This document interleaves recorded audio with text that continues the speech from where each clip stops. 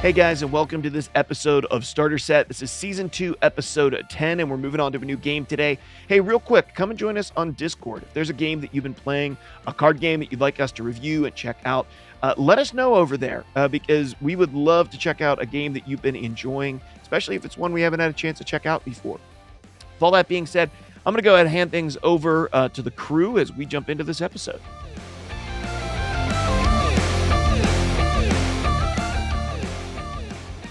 Hello and welcome back to Starter Set. We're back, guys, after a little miss, couple weeks that we had off there. But Ian, Gibby, it's all of us. It's the crew. It's the trio. Yeah, Gibby, welcome back to the show, man. We missed you for 6 weeks, I think.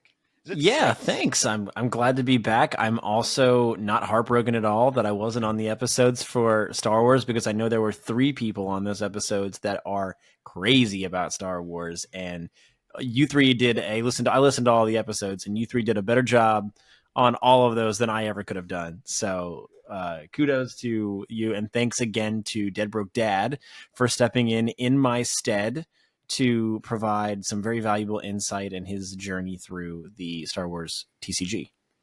It was really great having Ralph on the show. Like, it was not, and this is not saying that we don't like having Gibby on the show in any way, but It was really cool. It's not too often you have somebody who comes on the show as a guest who just is also a voice actor, and also like owns the equipment to just be able, like, he just sounded good from the get, and like, it's true. That was really that was as soon as we got nice that thing. mixer issue solved. Yeah, once we got that solved. But from an editing standpoint, like, sometimes if you bring a guest on a show, I do a lot of other podcast stuff in other areas of life, and man, I do a lot of stuff with like people who are kind of just opening up webcams on their laptop and talking to me, and it's tough. Like, oh my gosh, yeah. So that was a nice little perk, but it was really cool to have Ralph and his perspective on, and yeah, that was really nice. But we're moving on. We're moving on tonight. We know where Ian gets his silky smooth tones and his professionalism from. Oh, professionalism. Yes. Okay. Seriously. I'm sure that's the first time my dad or I have ever heard of that. But oh, come on. No, you guys handle your voice acting very professionally. Yes. But tonight we're going to be moving on to a new game, a couple of weeks in a new digital card game called Dragon Ball Z Super, which is a physical card game turned digital. It's a digital client now. The digital client is new.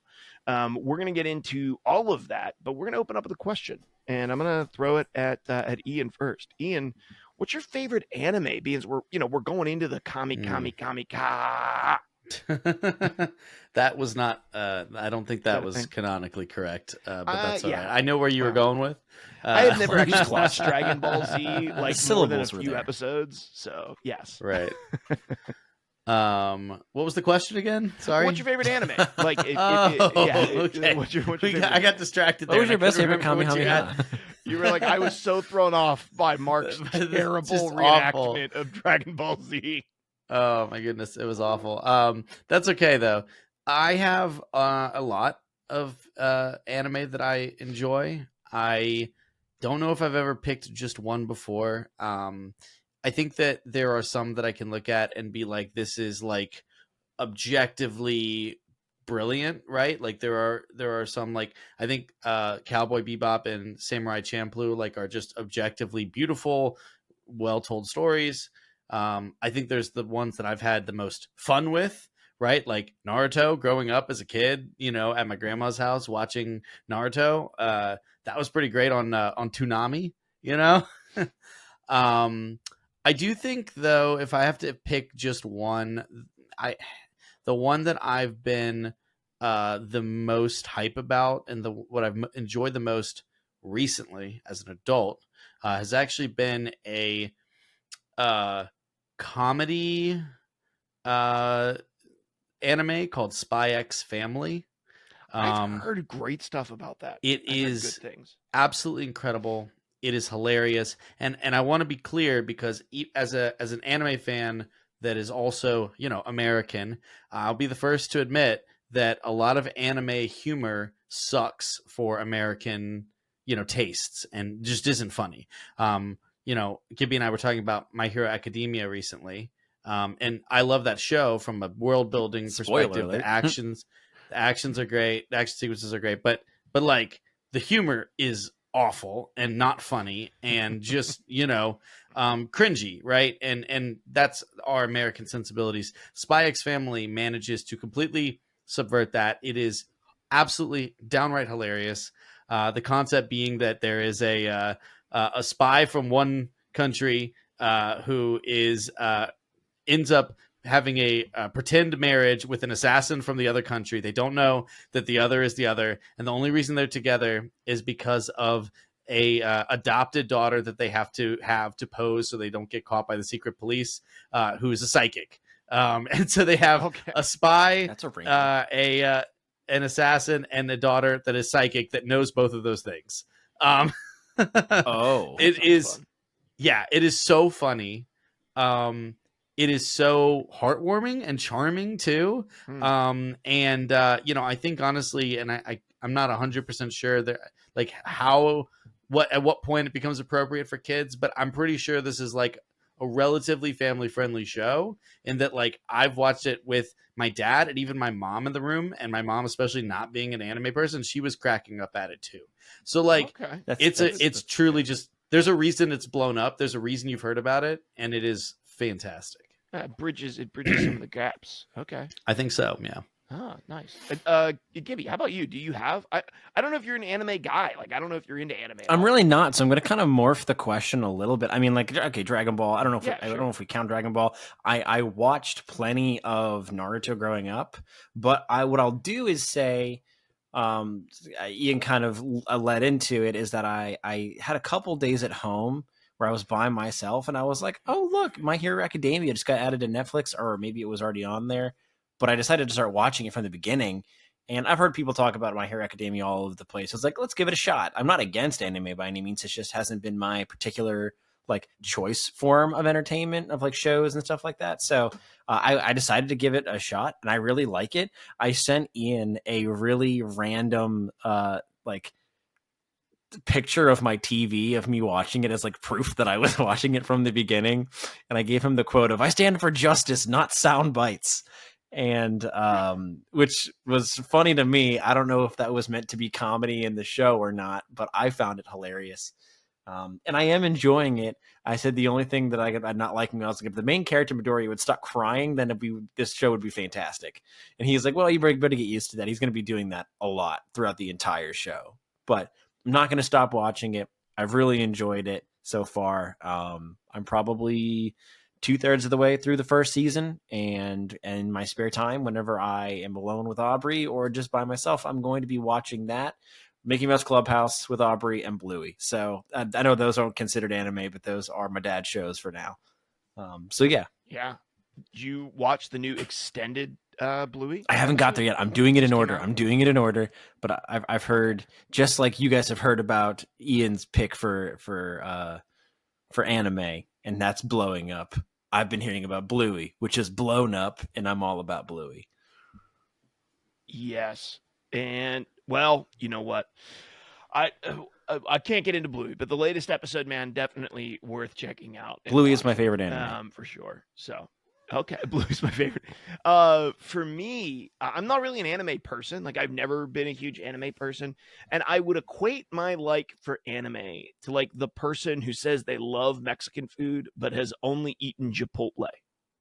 Right? Like that's kind of, and so for me, like Pokemon, which I guess technically is anime, kind of. I mean, It's yeah, it is. yeah, it's an anime. It's like an Americanized No, to a certain extent anime. No, it's like no, full anime. Is that what I think? yeah. I mean, it's definitely anime, like officially. It's more that as it grew, it became more international audience facing, as opposed to being, I think, made for purely Japanese sensibilities. But yeah, Sure.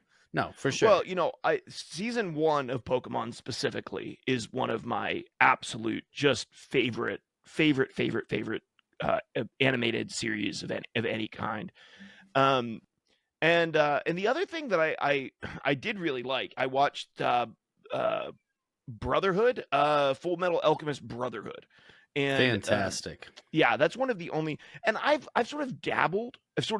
Like I watched like an episode of Naruto or like an episode of Bleach or something, but I feel like I never hit the one that would have been like the anime for me. Like I feel like if I had stumbled across Cowboy Bebop at a young age, that I think that would have totally changed my view of anime, because I think there are, I don't know. It just feels like for a lot of people, especially, I'm a little bit older than you guys, but especially like 34, 35, 37, whatever. Like Cowboy, if they love anime, I feel like Cowboy Bebop has almost universally been part of that story. Like that shows That and us. One Piece. Yeah, I mean, if I So- remember correctly, it was one of the Cowboy Bebop was one of the first sort of animes that kind of became semi-mainstream slash, well, I mean, cult classic, right? But like early, it was brought over earlier than like the shonen era, like yeah, One Piece, Naruto, Bleach, whatever, Dragon Ball Z, actually slightly before that, or it's like in between that. But anyways, yeah, I mean, Dragon Ball Z definitely blew it up in the U.S. I think, and it is what kind of paved the way, if my history is correct, for things like Naruto and One Piece and stuff to come over, which of course then hit it out of the park too. And now, of course, it's just awesome that we get more, less like teenage boy focused and more like, you know, even ones that are action or adult. We're getting ones that are a little bit deeper, and I think Full Metal Alchemist Brotherhood has an interesting story behind it. I mean, there's just so many, I could rattle them off, but we're living in a wonderful time where, I've said this before, I think that people's perception of anime tends to be things like Naruto and Dragon Ball Z, until they realize that anime it's not a genre, it's a medium. It's so diverse, right? Yeah. It is. Oh, can I name one wildly more diverse. that I Yeah, actually have absolutely. Sure. seen some of that I course. totally forgot about that I actually really liked? Seven Deadly Sins. Oh, Oh, my brother that loves one that. actually has been recommended to me. Yeah, before. I just haven't I've it. actually seen a decent bit There's of the Seven Deadly Sins, and it's really good. There's actually a couple anime-esque episodes in the Star Wars Visions series. Yeah, that I've are been there's meaning like to watch that. Oh, I've like seen the one. first one is very good. Like it's super Yeah. cool. Yeah, I've seen absolutely. one of those. There's some great stuff out there, and I'll just throw another recommendation out while I'm here for the science fiction fans. There's a really great sort of sci-fi dystopian like cop mystery drama called Psychopaths. Really, really good. Really, really, really good. I mean, that one is way more adult than I think any of the other. Like, it's a little bit gory. It's also very intense, and like it feels like anime's take on Silence of the Ooh, Lambs dark. almost. Ooh. But also with like science fiction elements involved. So Okay. yeah, really good though. Yeah. I always feel like if I'm going to dive into anime, it's going to be like, I don't know that I'll ever climb back out, which has been like the reason why I've never really delved in. It's so like, it's a little overwhelming Well, and to then try to there's- find the first one and all that stuff. And Yeah. then there's Studio Ghibli stuff, which I didn't even like. It is anime. That's a I just whole. didn't- But That's it's a like whole. it's It a wasn't rabbit what you were hole, asking. almost. Yeah. It wasn't that I read between the lines. It wasn't what you were asking, but it is technically anime. And again, that just showcases, that anime is a medium, not a genre. It's just like American television. You can have Bluey, and then you can have CSI Yeah. Miami. You know what I mean? Like, Well, with that being said, there is a lot of people who, if you said, "Hey, I watch anime," might immediately think of a game or a show called Dragon Ball Z, which has tons of variations of that as well. So they came out with a Dragon Ball Z card game, and it has been very popular. And I think it came out in maybe like 2020 or 2021. I know I saw some YouTube videos dating back like 2 or more years. Gibby, do you know the 2021 actual date on is that? when the beta was going on. Okay, so the digital client has recently come out. It's called Dragon Ball Z Super, and you can't get it without like a Bandai account, and so you have to go set up a Bandai account, and Bandai does not let you just log in with your Google account. You have to give them additional information and check a whole bunch of boxes. But if you're willing to sell Bandai a small portion of your soul and most of your personal information, you can play Dragon Ball Z Super for free.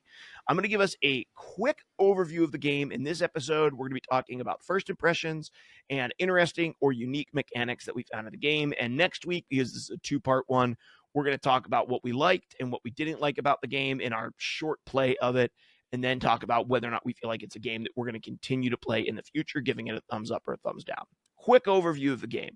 Dragon Ball Z Super is played like most other card games. You have, in this case, a leader, and that leader has like a Keller associated with them, and there's, I think, maybe 4 or 6 different factions in the game, what you would expect from any sort of a card game. And your leader has a not like a health total, but has a power. And what you do in the beginning of the game is very interesting and set up. You draw your hand of cards. You can mulligan cards away at one time and get new cards into your hand. And then you take 8 cards and set them aside as your health pool. Actually, kind of similar to how Pokemon does it with your prize pool. And then you will fight against one another. At the beginning of your turn, you draw a card, and then you can resource a card, and you choose which card you want to put in your resource row. And what's really interesting is that card that you're choosing to resource matters more than what it does in, say, Lorcana or Star Wars Unlimited, because the color of that card matters. And so the cards that you play in the future will require a certain number of resources and a certain number of cards of a specific color, and you need to resource cards of specific colors to be able to play cards. You'll be able to resource one if you're going second. You get like an extra resource that matches the color of your leader, and you can use that, but it's a one-time use, and then it'll be gone. Sort of like the mana ring in Tessel, which I guess had 3 uses, or the coin, better yet, in Hearthstone, which has a singular use. And then the game will play back and forth. You will play out on your turn other characters and heroes to the board, and then you will declare attacking. Everything sort of has haste in this game, so you can attack with it the turn that you put it out. And the point is that when you attack something, you have to either match or exceed that target's power. And, powers usually go from like 5,000 up to 60,000, you can just imagine that what that power might mean in terms of, a 1, 2, 3, 4, 5 attack stat. But just, picture a 5,000 power unit basically being a 1 attack stat. However, nothing really has health in this game. So if you match or exceed, that unit just gets knocked out and there is no attack back. So your power isn't going to get lowered.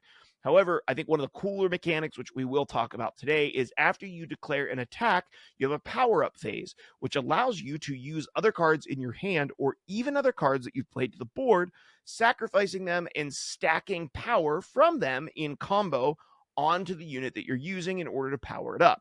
Your defender will then get the opportunity to choose if they want to power up their unit, creating a kind of unique and fun sort of bluffing mechanic back and forth where you're trying to decide how much power you want to give. Don't give too much, because then maybe your defender won't power up anything and you'll lose a ton of card advantage. Or power it up enough because you really need to remove that unit right now. Units have all sorts of keywords like double strike, making them hit a hero twice. And taunt basically allows you to defend and get in the way of another unit attacking. And then your leader himself also has a certain power, and he can be used to attack and usually triggers things when he attacks things or does stuff on the board as well. And then there is a point in the game, like every episode of Dragon Ball Z, I guess, probably after the first season or two, where you will get low enough in health. I think for the guy I was playing, Vegeta, when he was at 4 or less cards remaining in his health pool, you could flip it and his power increases and he gets a new special ability that makes him a little bit harder to defeat.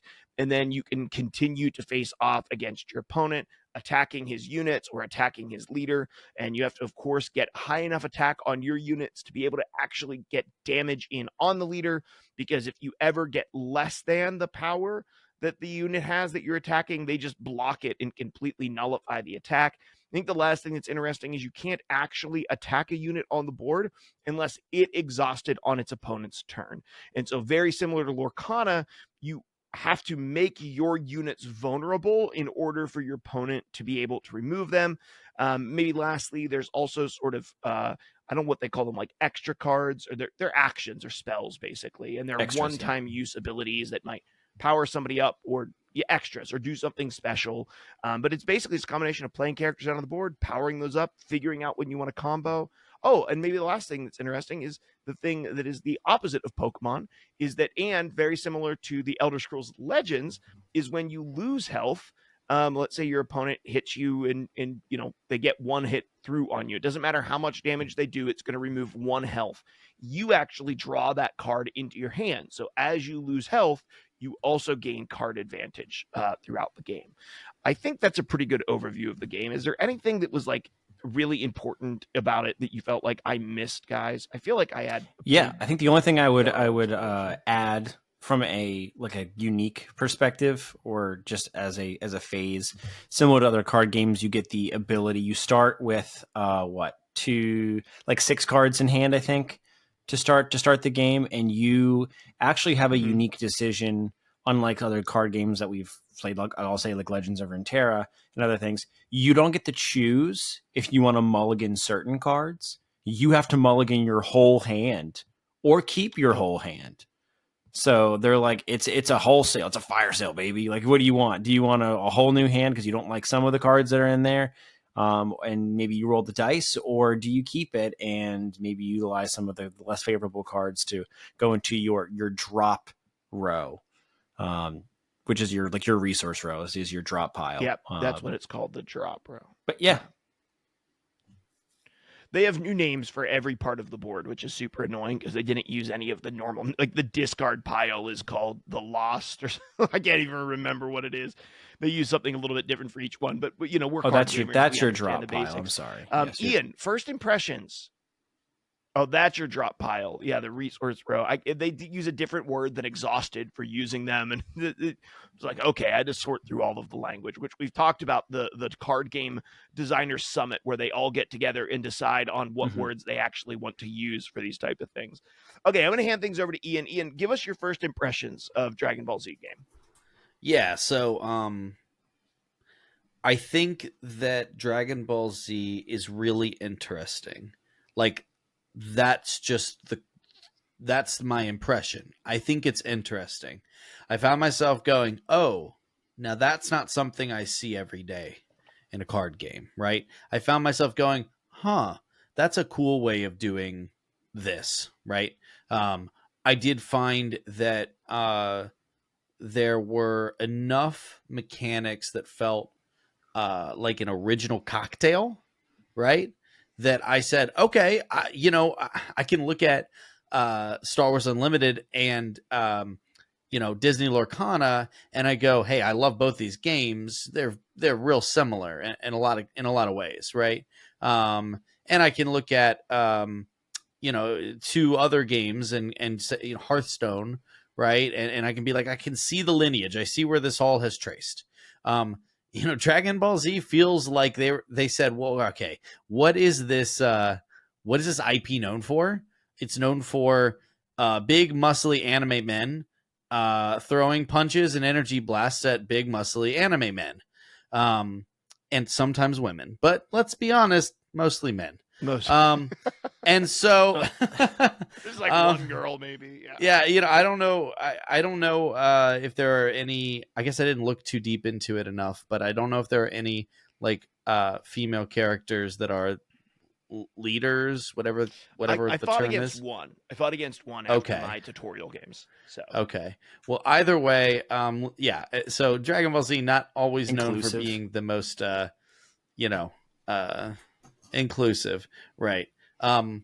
But I will say this: I thought that, as cool as the base mechanics were, as cool as it was in particular to utilize cards on your board and in your hand as power up fodder, and as cool as the bluffing mechanic is, and I gotta say that's my favorite part about it. The problem I had with it the most was I looked at this game and I said, you know what? There's some really cool mechanics that take forever to resolve in this digital client.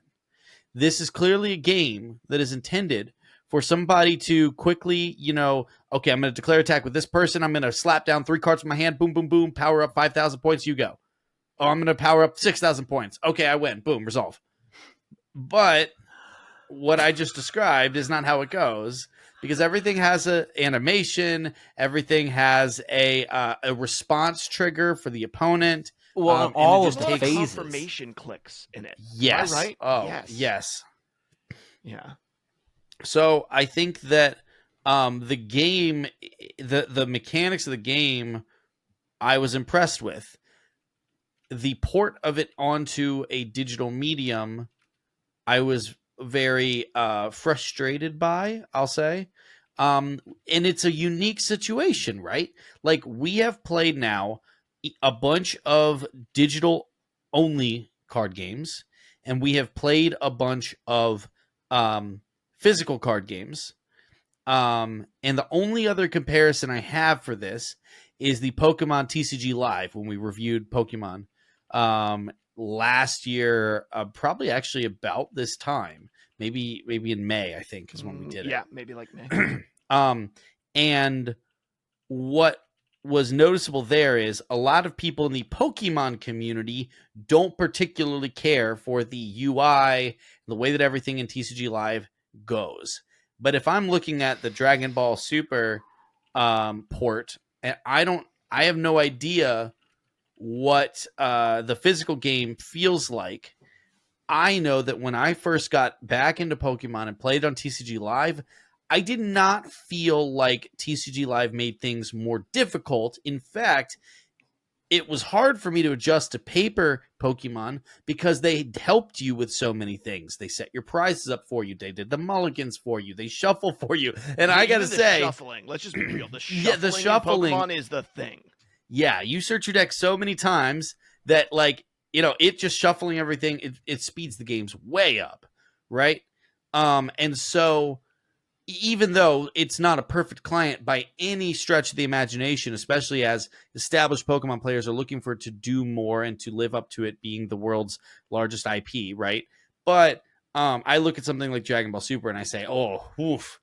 I am a smart enough gamer to know what this will probably feel like in paper, and know that it is way more complicated, not even like from a mechanics perspective, but from a literal, how many things do I have to click and how many things do I have to blow up to read? That's the other thing. The little plus 1,000 or plus 10,000 or whatever on the power for each card, really kind of hard to see at a glance. It's something where you would have thought that, yeah, when it's in your hand, it's easy to read, but you would have thought that they would have like blown that up a little bit in the digital version or had it glow out to the side whenever you hover or something like that to make it a little faster to quickly put together, okay, I need to buff my thing up X amount, what all has it.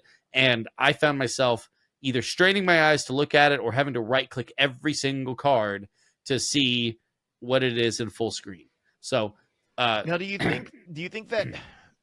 Okay, let me ask this: do you think that's Sure. because of just a lack of familiarity, right? Like, and the reason I'm asking that is because certainly in like now in Pokemon, I could get a pretty good idea depending on what decks are being played of what's going on because I played in the digital client a little bit and I kind of know the cards. Sure. But originally, it was the most overwhelming experience I have ever had in a card game, watching cards fly and trying to read the boxes of text and figure out what the heck was happening. I Do hear feel you. like if you got more familiar with it, you would just associate, oh, well, all cards that cost like 1 through 3 are usually like a plus 10K. And so you just associate cost with it. We just haven't played it enough. I mean, maybe, but at the same time, I'm not going to give it a pass for that because how simple would it be for whenever you hover a card for there to be a little hover thing that pops up to the little slider comes out and say plus 10,000.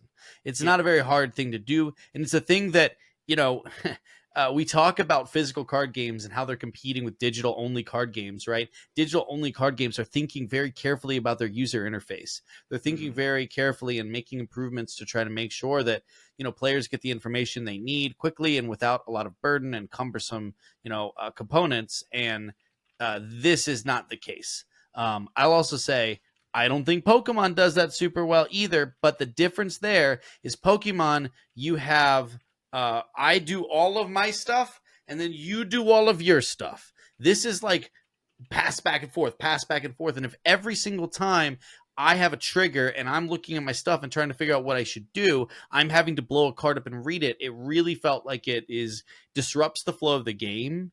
And then, of course, you add that on to that, all of the animations for a card, zoom, flies over and powers up, Goku or whatever. It just takes a long time. So, summarized my first impressions, really cool game at its core. My initial impressions of the client and the way that they're doing it in a digital fashion, it is it's a little hard for me to get on board with. Okay, interesting. Gibby, how Yeah, about you? First I found it, impressions of Dragon I Ball think, Z interesting, Super. as Ian said, is a very good descriptor for my first impressions of this game. Me not having the Tesla background that you guys do, and knowing the similarity that's there, as we've talked about, with like every time you deal a damage to the opponent's leader, they get a card, or vice versa. If you take a damage to your leader, you get a card. That This is one of my first interactions with that mechanic. So that aspect of it wasn't so much like, oh, I've seen this before. So this is like a new exploration for me, and something that is rather core to the way, I will say, DBZ Super plays, and the utilization of the hand as like a counteract to like your life total going down. I really did find the utilizing your hand, and because I don't know if you said this in your earlier summary, Mark, but when you're powering up your defenders or your attackers, you can do it from both the hand, and from your hand, and from your other characters on board. I found the overall utilization of your assets in its entirety, and the flexibility of that, very interesting, and very like, it tickled my brain in a really cool way with this. And I think it lends itself to quite a few different play styles too. I think it enables aggro players. I think it also allows control players to sit back and really utilize those same assets in a completely different way. I agree that the cards themselves are a bit hard to read at times, like with some of the numbers. The font isn't super on the numbers, and all of that isn't super friendly. I think something else that also, as a new player, is just going to make your head spin a little bit is even just the simplicity of, when we're talking about ink totals or mana totals or things like that in other games, what are you utilizing numbers 1 through 15, 1 through 10, 1 through 12, and you're talking in the tens of thousands in this game for the overall feel of your power level, as canonically like you would see like in Dragon Ball. So I do understand why they're using the numbers that they are, but I do think that it makes your brain have to strain a little bit harder just to like think about, like, okay, doing the math, even if it's just simple arithmetic, doing the math and figuring out, am I winning this battle? Am I not winning this battle? If I add this card, oh, I thought I added, by adding this card, I met the total to win as the attacker. I was actually 5,000 short because I didn't do my math correctly. There's not like a big, as you're like attacking somebody, big highlight of like, okay, I'm still winning the battle at this point, even though they've added this card. The numbers are just highlighted, and then it just adds it to the character and resolves the battle for you. Dragon Ball Super is what I imagine if Legends of the Five Rings was to have an online client, it would feel like. Like, there's just so many complicated steps to the game that it would feel rather cumbersome to play and not intuitive to understand what you're looking at, and all of the different aspects that have to be super predominantly highlighted on the screen because they are important to your board state and your drop pile and your energy that you're sacrificing to then be able to play other cards. Like, all of those things are super important, and they have to be highlighted appropriately, and you only have so much space on a screen. So I think Dragon Ball Super is a game that I would love to play in a card game version. I think I would really take to this, and the way that it plays in front of me on a table. And it's not, I don't super dislike the online client here. I think it is fine. I'm getting my feet underneath me and navigating it to where it's not feeling so like I'm not lost in the woods anymore.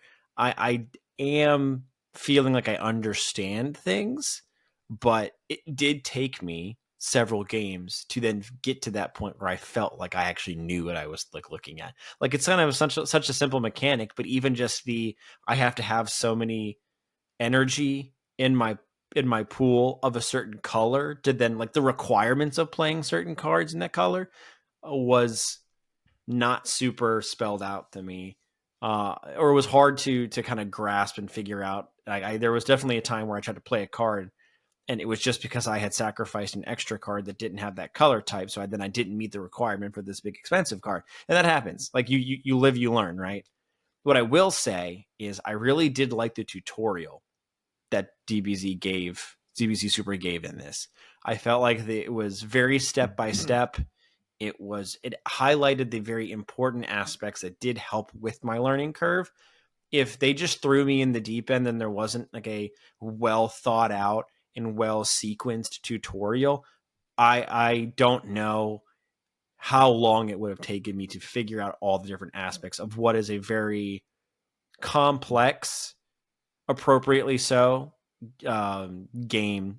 And I think that's about it for my summary without going too deep into like the gameplay, which I want to save for like a later time. But yeah, interesting overall, complicated, complex, and bigger font, please.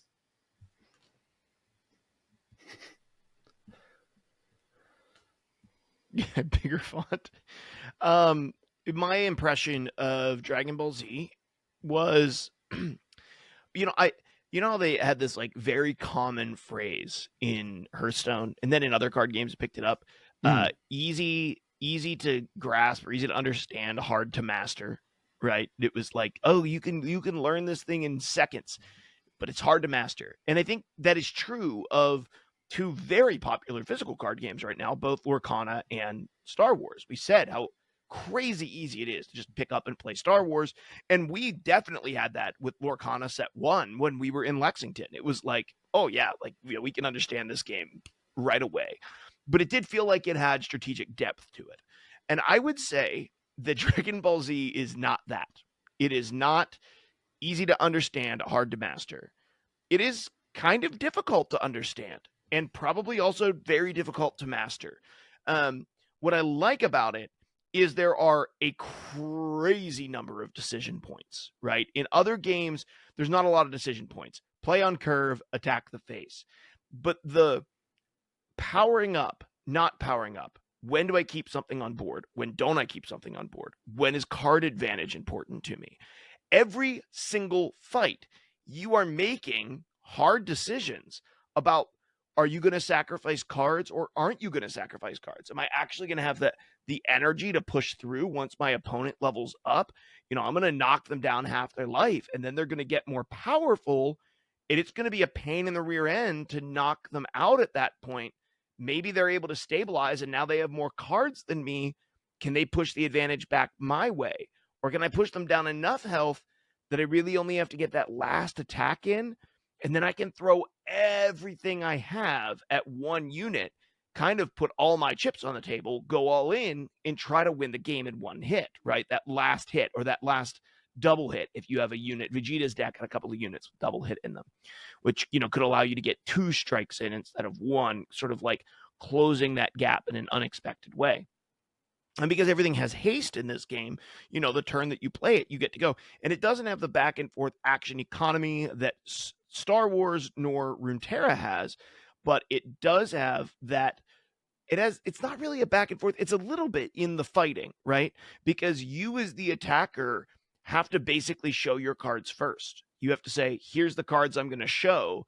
I'm guessing that I can beat you, or I'm just going to, I really need you to get cards out of your hand. And I feel like if I make this attack and you have to defend your unit, that you'll lose card advantage. And I think that is really interesting. And I played it and I'm terrible at it. Like I was very bad at it, guys. Like I played like 3 or 4 games and I did not really come close to winning. There's certain games that sort of like just sort of like hit all the right places in your brain and you just get them, right? Like in board gaming, one of my favorite board games is Blood Rage, because the day I picked up that game, I just got it, right? And loved it.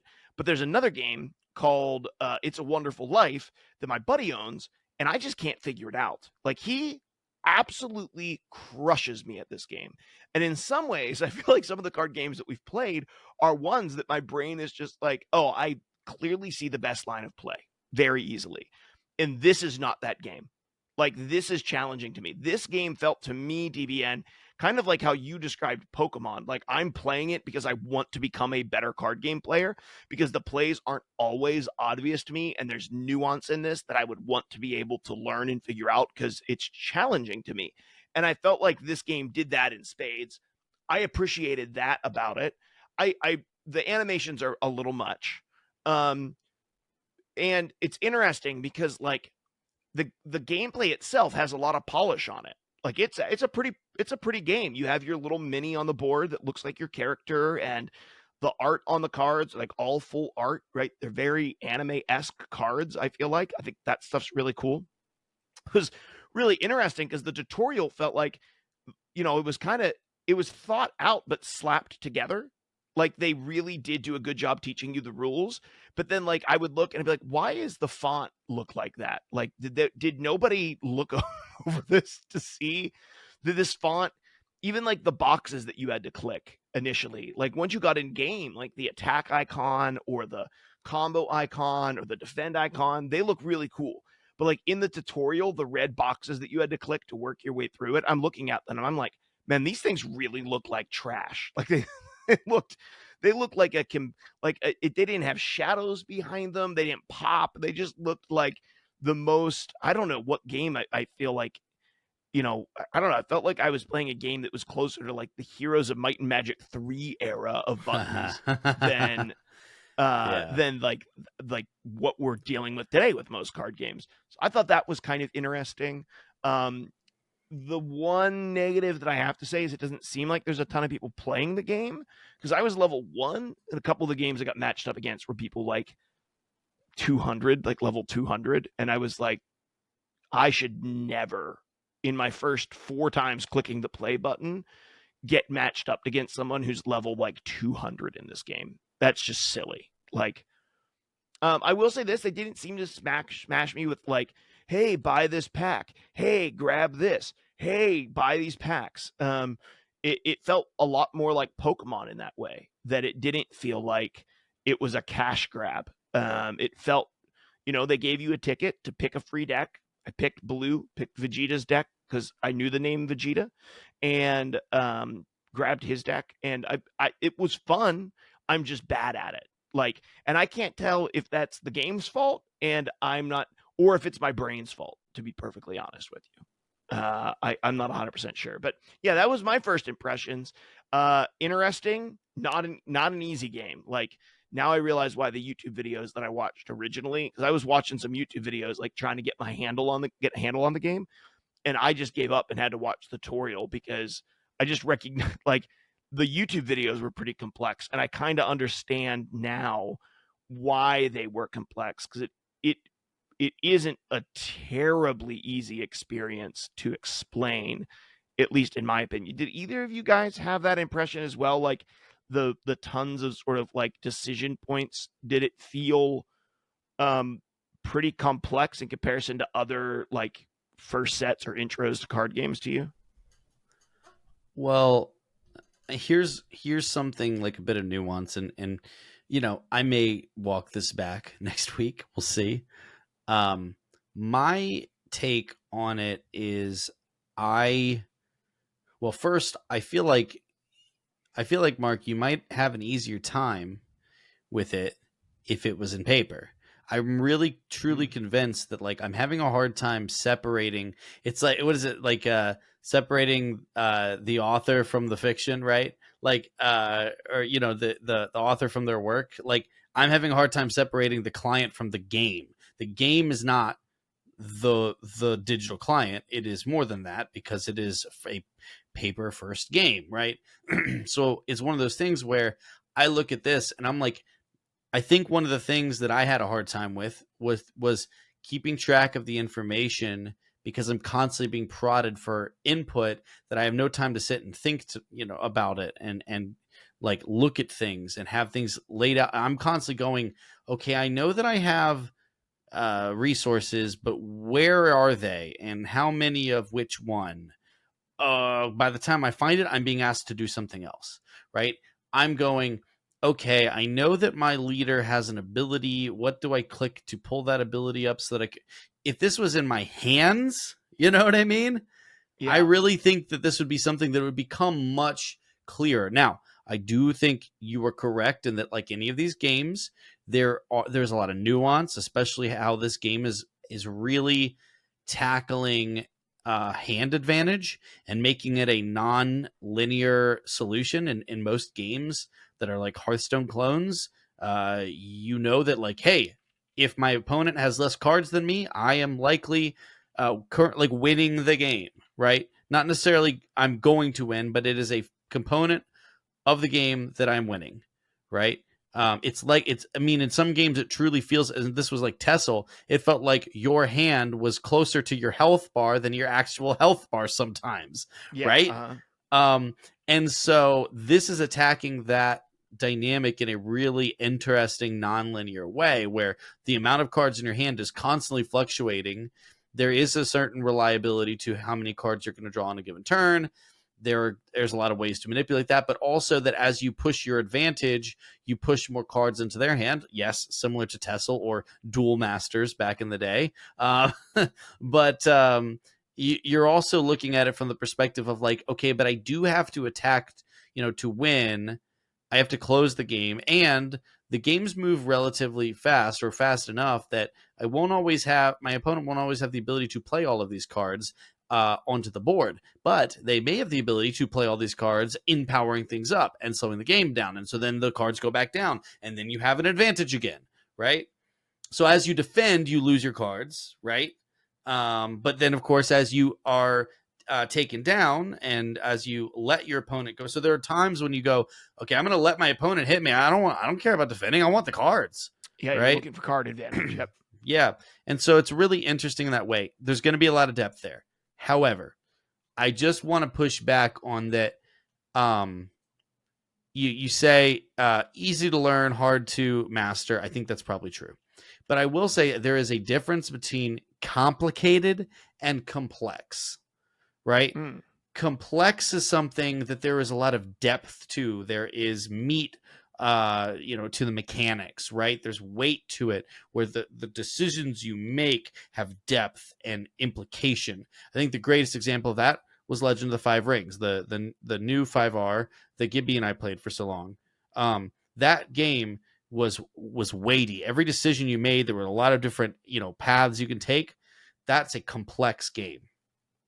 I think complicated is often, if a complex game is often complicated. I think that New 5R was both of them. It was both complex and complicated. There's a lot to learn. I think that it's funny. I think that at its base, the mechanics of Dragon Ball Z are not complicated. I think that they are relatively, like, your cards just do basically two things: they power up or they play. The cards are often, I mean, the majority of the cards are getting turned in for a single number on the side of the card. You know what I Sure. mean? Um, but at the same time, I think what's making it complicated is the delivery mechanism Mm. is what's making it complicated. So I just want to throw that out there that I think and I'm not the only person that kind of in the gaming community divides those two things as complicated and complex. Complicated is the avenue by which you play the game. How many steps do you have to take? Is there a lot of extra language you have to go through? Is there a million keywords you have to translate and break down? Right, that's complicated. I think a great example of this is like Runeterra. By the time it ended, was complicated because there's a million things you have to keep track of. There's a million little fiddly keywords and stuff. But at its base, was the game like incredibly deep? No, you're just throwing things back and forth at each other, and eventually one person wins. But you have to go through so much rigmarole to get there.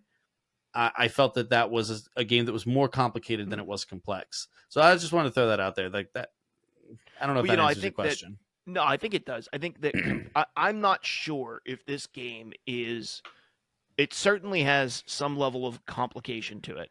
I'm undecided if it's complex or not. I have not Hmm. played it enough to decide if it is or is not complex.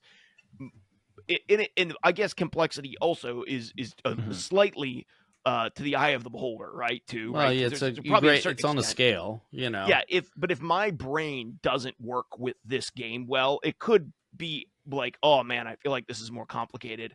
Maybe I end up feeling it's more complicated than what it is because I really did feel that way. Like as I Yeah. played this game, I just felt like, man, I'm just not picking up the flow very well of when I should be powering things up or when I should be letting things die or when I should be taking damage. Maybe I would pick that up quicker. And I think maybe an added word to add to those in future conversations is it complex? Is it Yeah. complicated? And is it cumbersome? And because Yeah, I think it's fair. there's elements of this game that are cumbersome, and that is Yeah, I kind of was going to distracting. actually, And Gibby, and you it's had funny mentioned you that too. used that You had kind exact of word of cumbersome, alluded because I was to going feeling a to little bit I cumbersome. was going to include cumbersome as a descriptor of complicated, but not necessarily complex. Like I was going to say, as that was the way I was going to describe complicated, is it's complex but with a level of cumbersome, like a cumbersome nature to it, like, or it's got cumbersome elements to it. Like you don't look super favorably upon things when they're complicated. Like it seems like it's over. There's more steps to it than there should be, versus something that is complex usually is necessary, or like you can at least grasp why, and kind of rationalize it. With complicated, it just feels like it's unnecessary, Mm-hmm. right? And it feels cumbersome.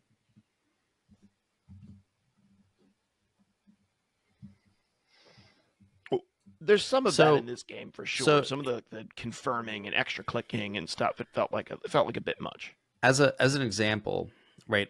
Lorcana, as we've talked about, it's very easy to teach. The rules are very simple. There's only a handful of actions you can take, right? That is an uncomplicated game, right? Um, However, there's a lot of depth in it. As Gibby and I, as we're preparing for big tournaments, uh, are very aware. There's a lot of depth to the game, the decisions you make.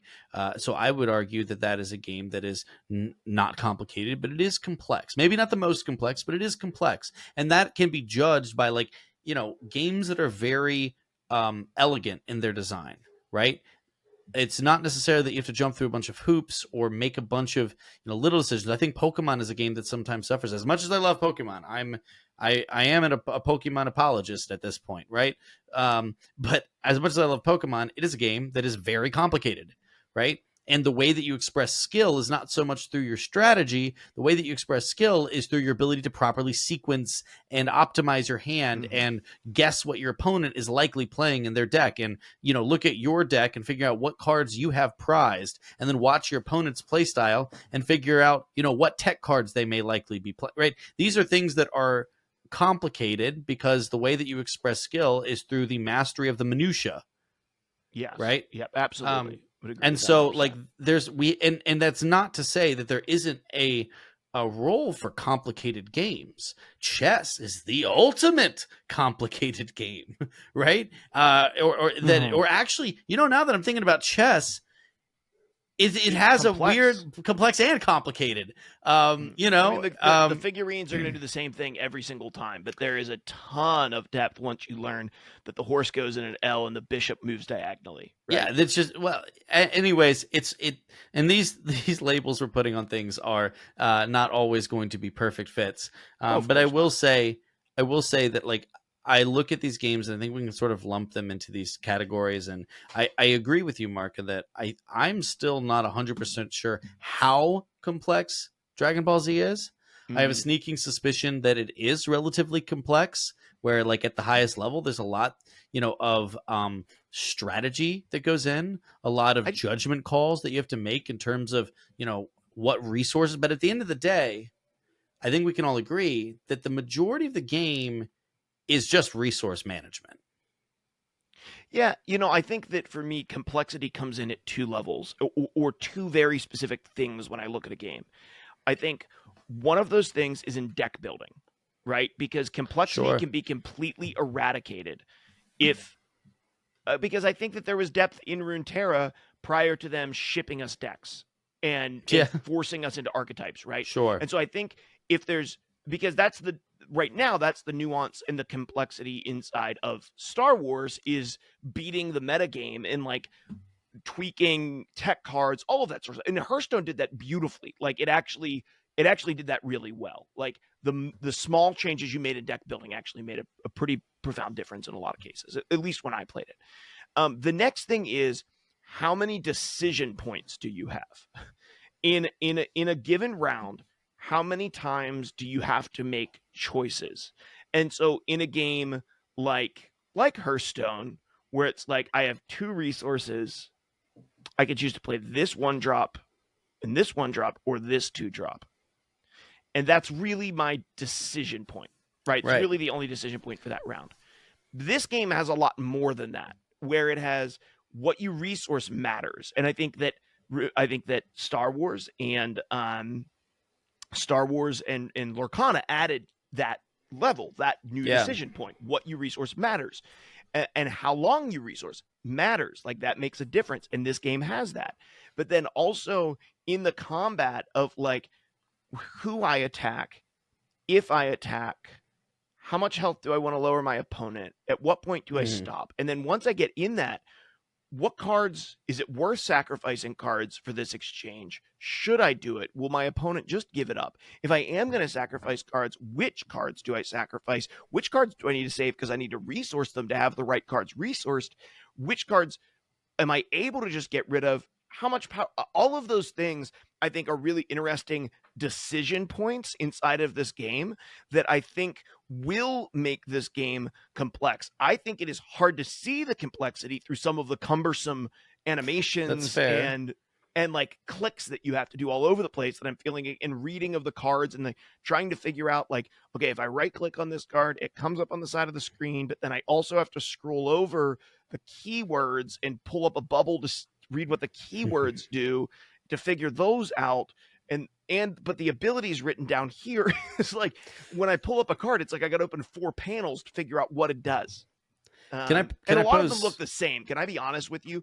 As a person who's never watched Dragon Ball Z, like I can only deal with so many small yellow-haired dudes hitting the board before I have no idea what the difference is between them. And I got cards confused for other cards quite frequently. Well, and one thing that I will say is like a critique of the game from a thematic perspective, which we haven't even touched on, which is I know that Dragon Ball Z does not have like the deepest roster of characters as some games. But because so much of the game is you burning cards and just sort of making them expendable in favor of like buffing up your couple big threats or your leader, it does feel like a lot of your deck ends up, and I'm sure that like the more skilled you are as a player, every card you'll know the situation where that card should not be used for power up and instead should be used for its basic effect. But I will say it did feel a little bit like I'm playing Frieza and I'm throwing most of my cards away for powering up as I go through the game, and only a few cards and then I'm playing Frieza and I have like 4 different cards that are all different versions of Frieza. Yep. You know what I mean? And so it's like, you know what I mean? I don't know. It just, it wasn't perfect for me in terms of like, I think that Star Wars felt very Star Wars, very, very Star Wars. And I felt like when I had, Han Solo coming in with a big ambush ability, I was like, wow, this feels like Han Solo. He's making an impact. And it's not like there's 7 Han Solos running around at the board at the same time. Mm-hmm. And so I don't know. I sort of, on one hand, the powering up the dudes and the dudes smacking each other around as your leaders, that felt like Dragon Ball Z. But on the other hand, I suppose what it is I'm having a really hard time connecting with any of the cards, which I really think the more we've gotten into card games, the more we've all sort of acknowledged, hey, there's a component to the game where it's like you want to have some sort of connection to the cards because that makes it feel fun and cool when your favorite cards hit the board. Whether that's something Hearthstone knocked out of the park, was the funny phrases they did when they came in, and the animations or whatever. Grim Patron, get in here. being one of my all-time favorite cards, because Gibby and I still scream the phrases that he does whenever he gets in here, pile on. Yeah. So it's like, all right, where's that? I'm missing that. And that's an expectation we have of a digital card game at a higher level than we would expect of a physical card game. But I will say, sometimes it's both. Because Mark, what's your favorite Star Wars unit? Not a leader. What's your favorite unit? I really love Death Trooper. Boom. He knows it off the top of his head. It's Friar Tuck. Right? Oh, yeah. So, Gibby, what's your favorite because Lorcana I love shouting, character? get out of my church. Your favorite Lorcana character? Friar Tuck. Okay. So there we have it. I'm just saying, I don't know. And I'm sure that as we played it, we developed those favorite characters, but I usually know right away. That was the thing that kept me in Warp Forge an extra week, was knowing that these little stupid goblin dudes are hilarious, right? And I'm missing that right now, because all of the cards feel expendable and feel samey. Yeah. And I think that's a downside to the, hey, you can just trash a card willy-nilly just to give a quick power-up. I don't dislike the mechanic, but partially because all of the some of the cards, the effects they have when they hit the board feel very samey, especially the low drops. And because a lot of the cards are like the same character with a slightly different artwork. All of that put together I'm having a hard time connecting with it from a theme perspective. Interesting.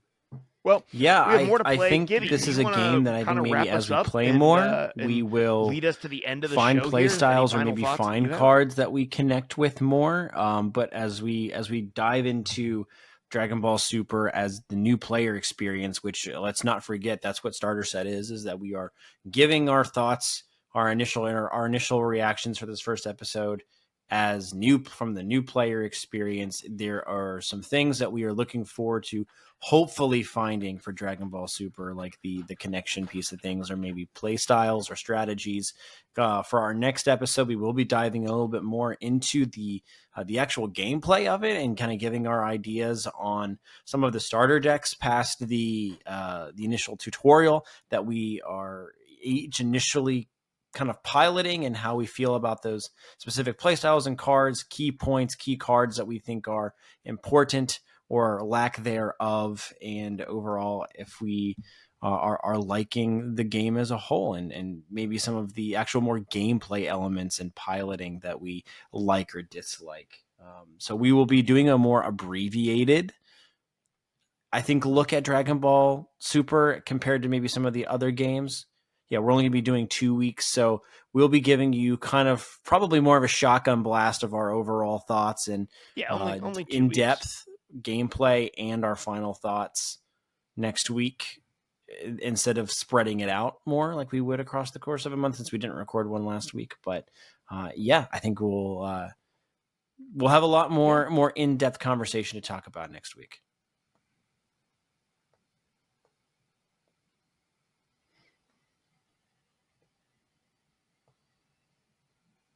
Absolutely. Well, guys, I want to thank you for tuning in and listening to this episode of Starter Set. As always, we appreciate you guys for listening in. Check us out on YouTube. We haven't put a ton of new content out there recently because we've all been either sick or busy, but definitely more to come, especially as I know that Gibby's been working on some Lorcana stuff. I think that I have some Star Wars stuff I need to work on with spoilers for the new set that have been coming out. Goodness. And then I think I am literally blanking on our fourth YouTuber's name. Curry. Wow. Curry is going to be livid. Yeah, this is like completely blanking on Curry's name. Curry's got some stuff coming out for Pokemon that he's been recording too, which is super cool. So all that stuff on its way. So it's going to wrap up this episode, guys. Thanks for tuning in, and be sure to come back for next episode.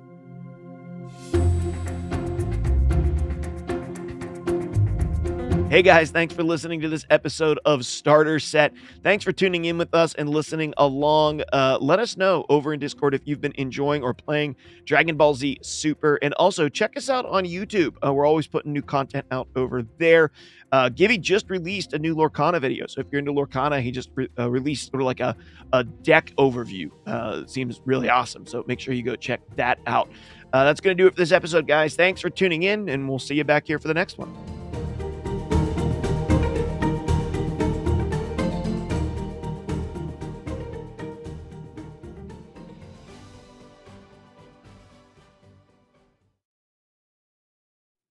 Hey. Welcome back to the Booster Pack. I like that name the more every time. It's great. This is the first time I'm hearing this. Oh, wait, really? Yeah. Yeah, you must have come up with it while I was... Yeah. Yeah, you must have come up with it during the Star Wars TCG. Oh, shoot. We didn't tell Gibby. Yes, this is now officially the Booster Pack. See, it's perfect. Yeah, so good. It's a great name. Yeah, DBN came up, or Ian came up with it. I don't know. Episode 2 or episode, I think episode 2. Whatever. Last the month. Blister Pack. Like oh, Blister Pack. Yeah. But that's when we've been out in the sun too long. Yeah. Been there. In Jamaica. This is quality content. Yeah. In this episode of the Booster Pack, we're going to talk. Well, I did a little episode last week where I talked about how physical card games are going bonkers. I just jumped on TCG Player. I just wanted to see what Star Wars was because like the VP of strategy over at Fantasy Flight just came out and basically said, hey guys, we're basically out of set 1 and we will get them before the holidays for a reprint, and then they were like, and you guys were so excited for set 1, we decided to release set 2 in measured waves, which tells you that set 2 will also probably not have enough supply and will probably come out the gate pretty expensive. I looked on TCG Player. A booster box right now is like just shy of $200 for that game. So, like I have a buddy right now who had a Lorcana set 1 Enchanted Bell sitting in his sock drawer that he's selling for like $400 or $500 right now. Like, yeah, that one appreciated really nicely. Okay, see, my point is that like physical card games, it's like people cannot get enough of them, right? Like you make it, people will play it.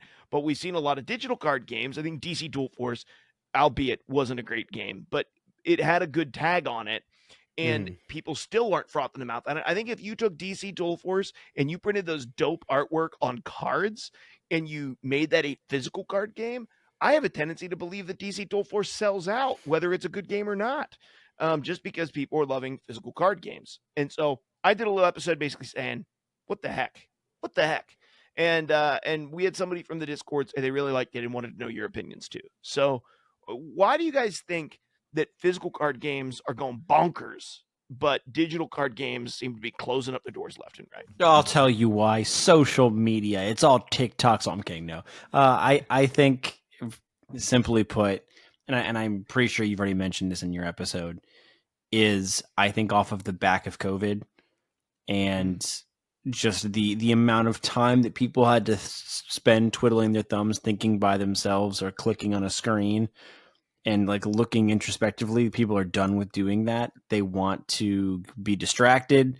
They want to have an outlet. And what's better than satisfying that kind of distraction than being in person with people and playing a game? I think there's also just like, I equate this to the same reason why some people still buy physical books and not just use a Kindle, because there is a satisfaction in having the physical items in front of you and the textures and the actual processes of playing in front of you and having that across face like PvP action.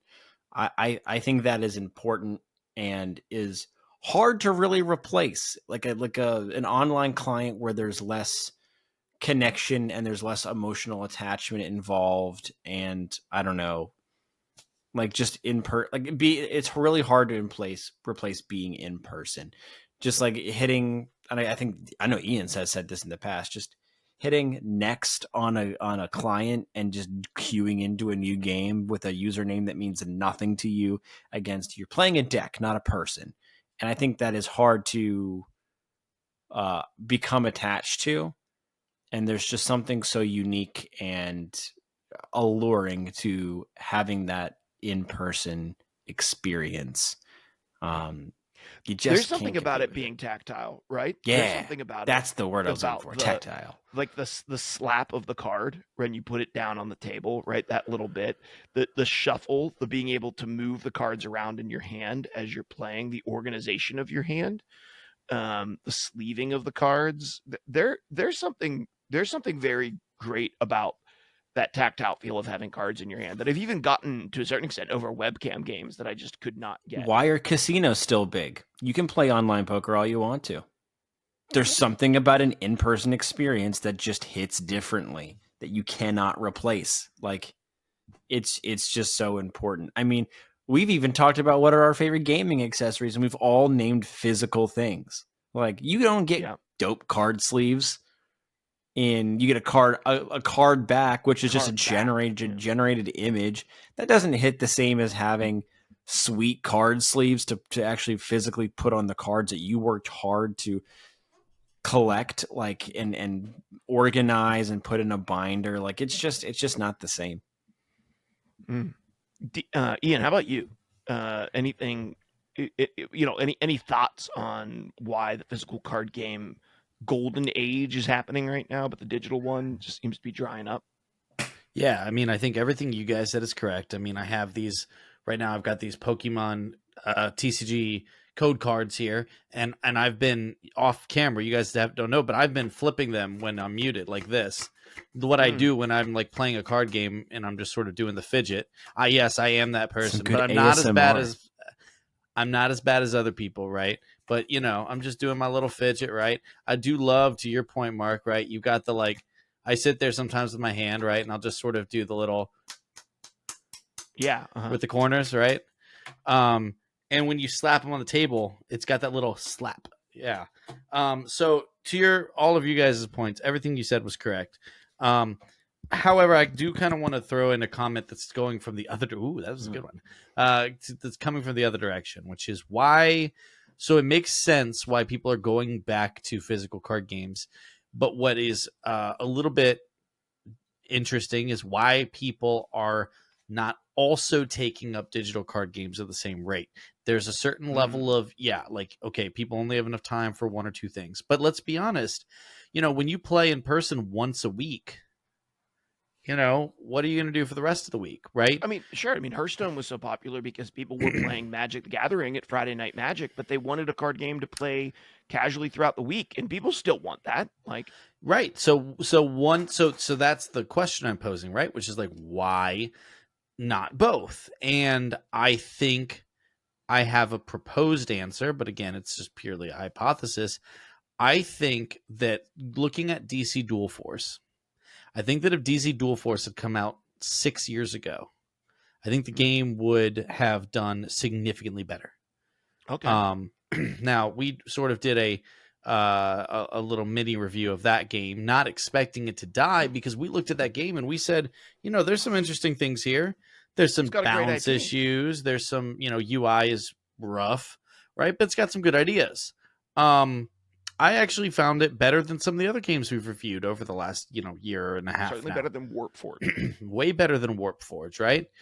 So then why did DC Dual Force fail to capture anybody?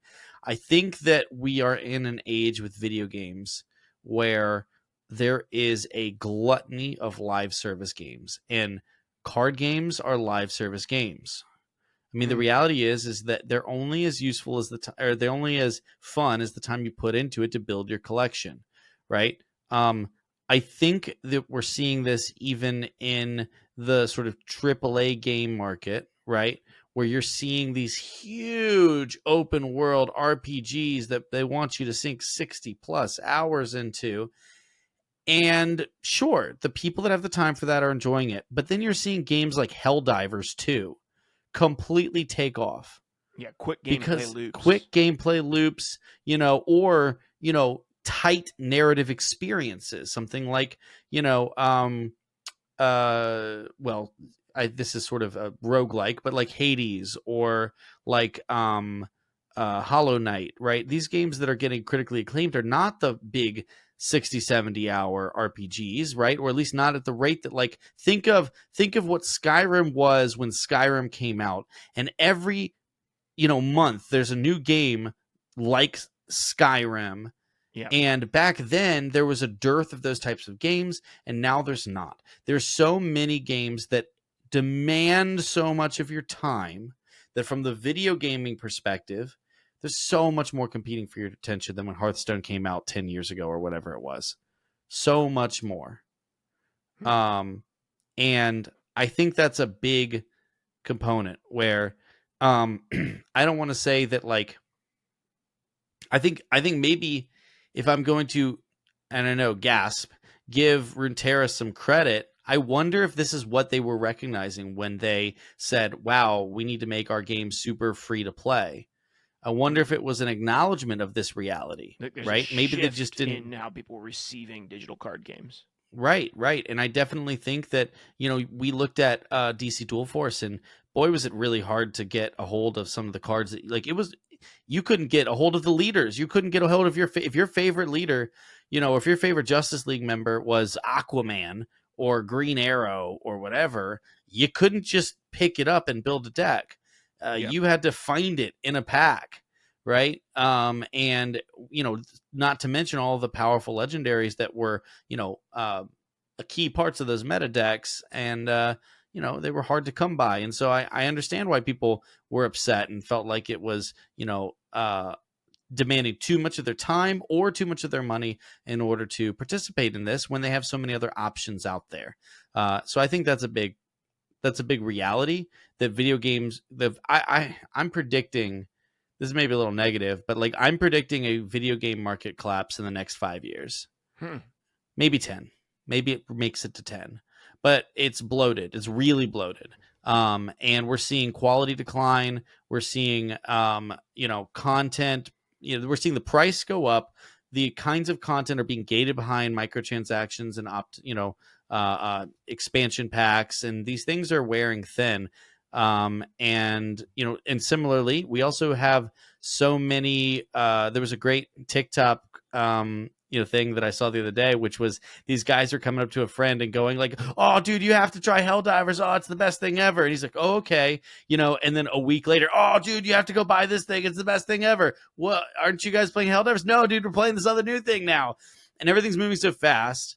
And I think just like all of these combined factors are ripe for, all it's going to take is another, ET on Atari, where a hyped up game completely under delivers. I thought Battlefront 2 from EA was going to break was going to be the straw that broke the camel's back. It almost did, but it didn't. And I think it's going to be something where the gaming community is going to full on riot, in conjunction with, I think, some of these companies. There's some mismanagement of resources that's going on behind the scenes, and I think you're like one big developer strike away from the video game collapsing in the same way that we saw the screenwriters and the movie industry. I think that that's going to really, really take off soon. So anyways, all that to say, there's a lot competing for people's time, and now with physical card games competing to bring back in video games free DLCs and like unlockable content. Yeah, it's tough. Yeah.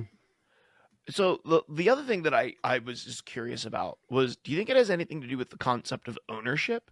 In digital card games, you don't really own anything. And, I felt less convicted about spending money on Star Wars because I was owning the cards. Like, I was getting the cards. Now, I'm not saying that I'm selling them, because I never do.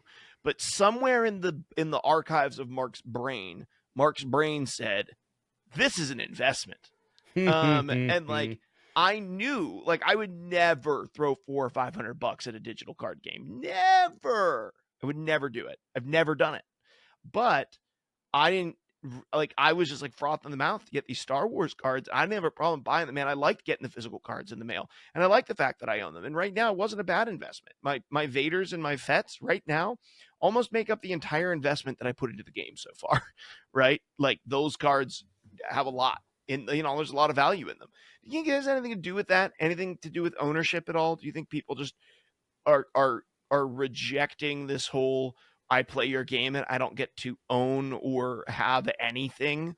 And when I walk away from it, all of my money that I invested is just washed down the drain. Yeah, I mean, I think you get some of the itch scratched like on digital card games.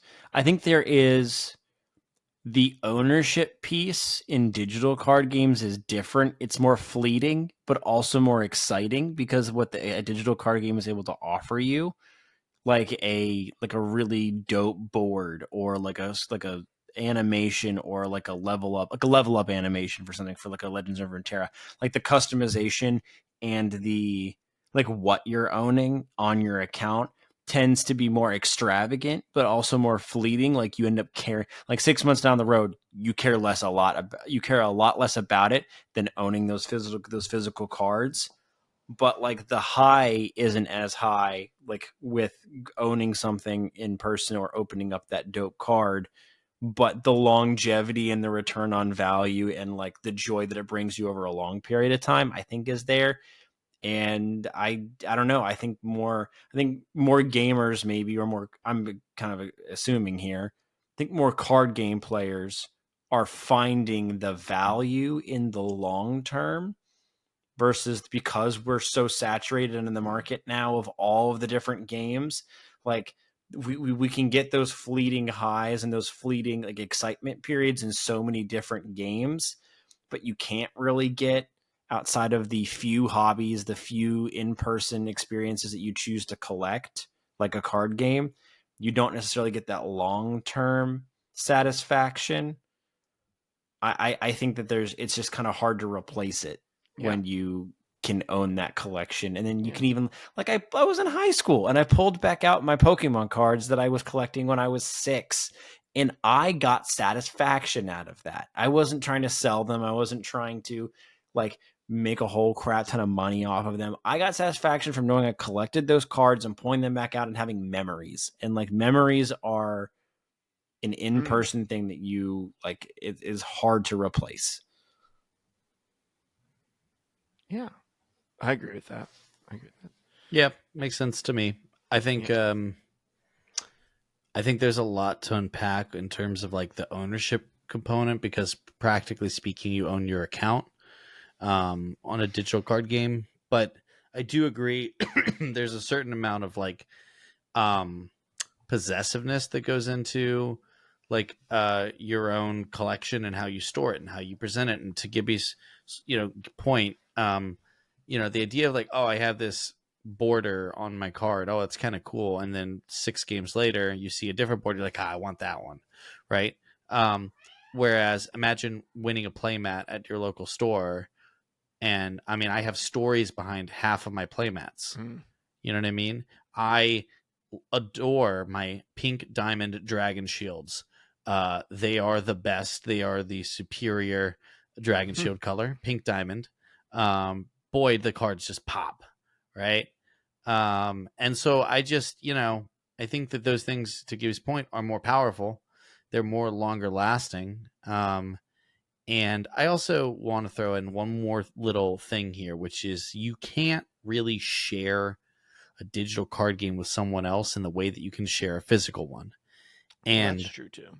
Again, and I think Lorcana is doing this best, but I have friends that are like, gamers, 30 years old or whatever, who are like, oh, my wife wonders where I go every Friday night for Magic, so I sat her down and taught her to play Magic, and now she doesn't go to the store, but like, oh, we have fun playing at our kitchen table or whatever.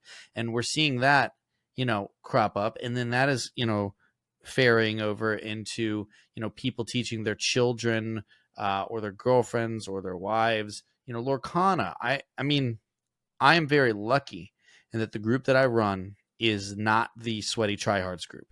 Not that I can't hang with them, but I find it brings less joy than the fact that our local scene is made up of, parents and their kids. We have 3 or 4 different, parent, child groups that come in, duos that come in. There's actually I don't know how old she is. I don't want to, make it out, but I think she's a parent. But she just said, I think I'm interested in this and I'm looking for a hobby. So there's this, I don't know, 40, I'm just going to say 40 and hope that that's right and not offend her. I doubt she's listening. But but I do know some people at my shop know that I have this podcast, but she comes in and she just by herself. And I'm like, dang, like who does that? Like, or really who did that before? Yeah. And people are doing that now. And it's not just Lorcana, although I think that's the best gateway game to, children and, in my experience, women.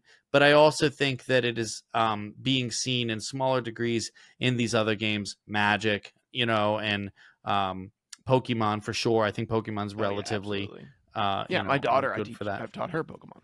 Yeah. Right. So we're seeing this expand in terms of the diversity of these groups.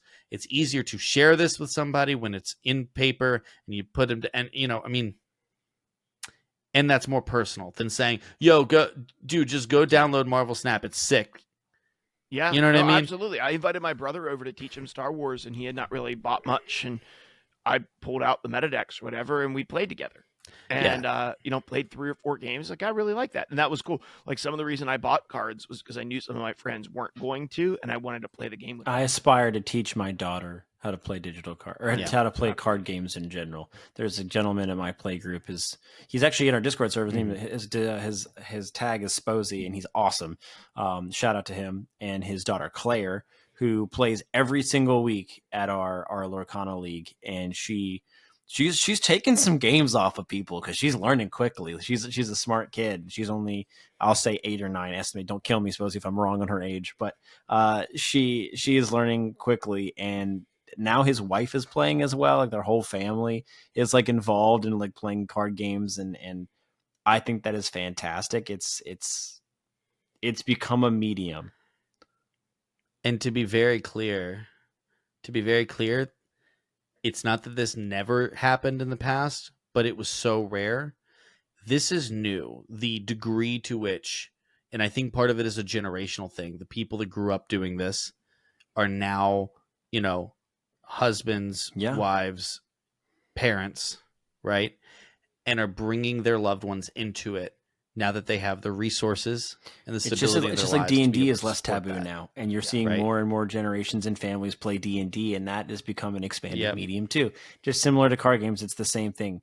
The generations that found it less common or found it like more taboo to play these kinds of things as a form of enjoyment or a hobby versus going out and fixing up an old 86 Mustang, like this is becoming the new. This is an option for a new hobby that stands the test of time.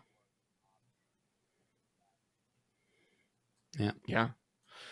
Well, hey, it was cool to have you guys, jump in on that conversation with me. I had a lot of fun recording that solo episode last week and just getting some thoughts out there as I'd just been doing a lot of considering as I'm getting back into physical card games.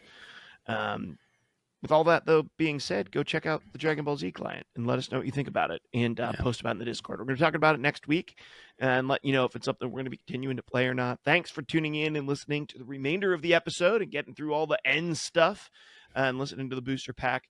And we'll be sure to see you on the next episode.